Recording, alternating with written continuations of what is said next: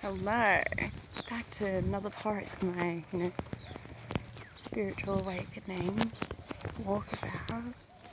Right, so that street that we were just on, where I first originally lived, was Neville Road. This one is Keith Street. Now, this is actually the house, but it's been rebuilt, okay? So it doesn't look exactly how it used to. I had a little shed in the back. We had also, a tank, a water tank. I had a tire swing.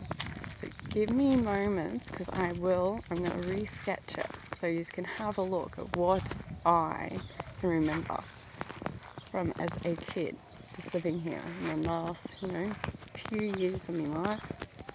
Had some interesting moments. By the end of it, I felt saved. This is my little story.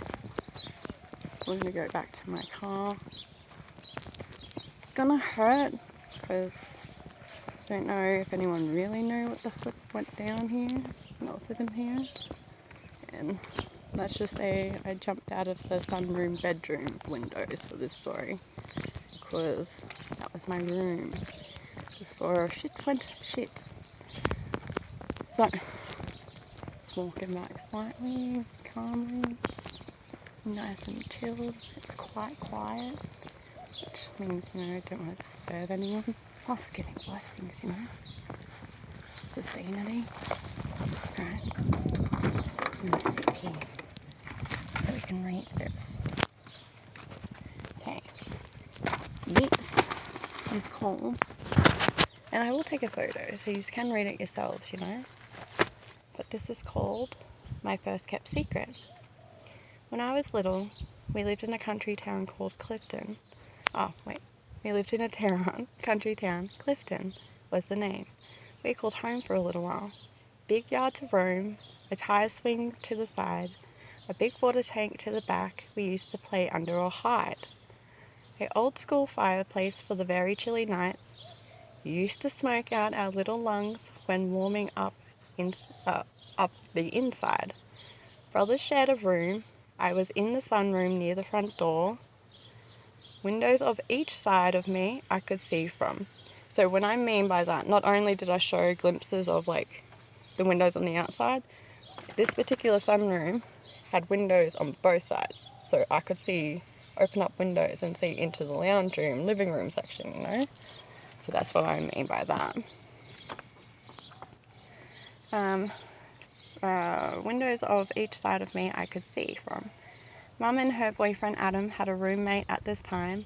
The non-stop parties, alcohol, ADHD pill popping, weed and some wine seemed like the norm for a little girl of 10 through my eyes. Keeping my little brothers occupied, I would take them to school, come home to clean, would borrow money. Now when I say borrow, I mean 5-finger discount out of Mum's purse, Would borrow money out of Mum's purse, if you know what I mean.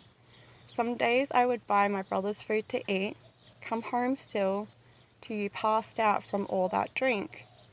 I surely loved that peach wine in, you surely loved that peach wine in that car. Sorry, tongue tie. You gave me swigs like I was your only friend. I passed out in the bathtub and could have drowned. But you were my mother and I loved you dearly. When you're a child, you don't understand adulthood early. Days turned into nights, nights rolled into days. A little girl I was, but mother, teacher, I played. One night I laid in the dark. The front door I heard shut as your ex Adam muttered he was going to his cousin's. I heard you, mother, saying okay as I laid under covers. Now I said ex because it's past tense, But back then they were together. I heard you, mother, saying okay as I laid under covers. Right. An hour goes by, I heard you and the roommate talking. I peeked out the window to witness you on top of him.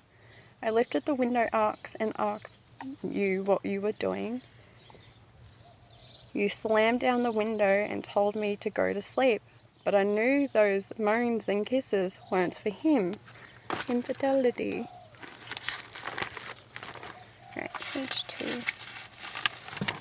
Okay, page 1, page 2. Oh, I'm just going to pop it in for a second because they're a bit stuck together. There we go.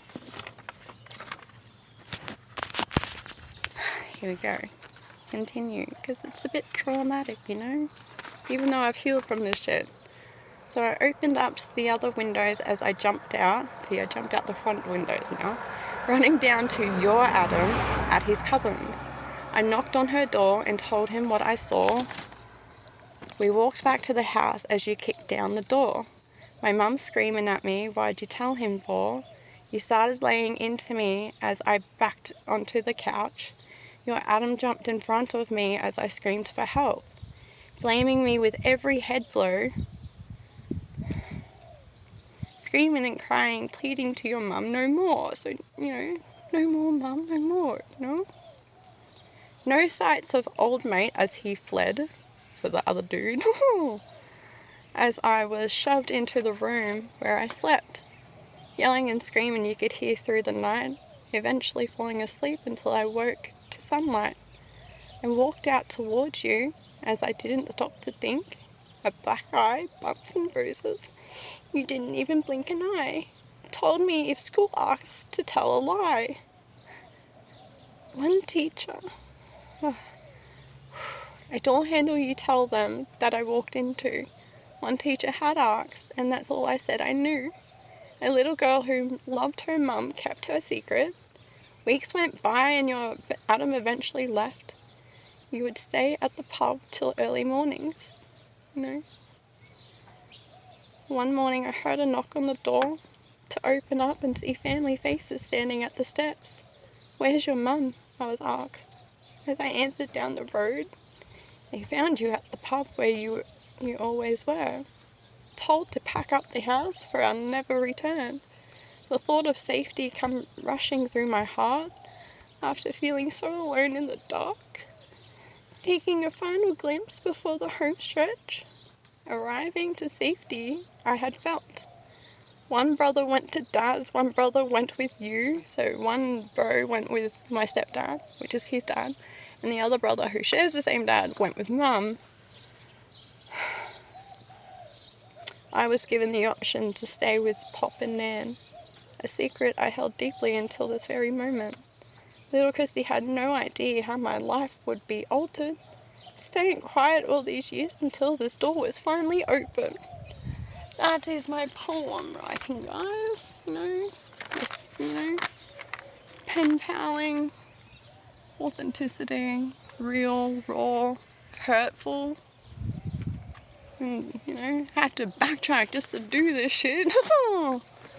And I wrote this back in flippin' May this year. So, you know, I'm seeing this out with a bang. Amens, guys.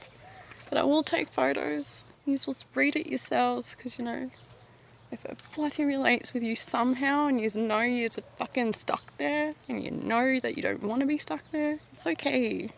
Just don't sit too long. Get up. Get out of those dark, shitty moments. Get up. More than that, I'm gonna go find my next fucking camping spot, yo. And I'll see you later, okay? Stay tuned. Stay mindful. Stay blessed. Help thy neighbours. Love, peace, freedom, harmony, you know, all those in-betweens. Right?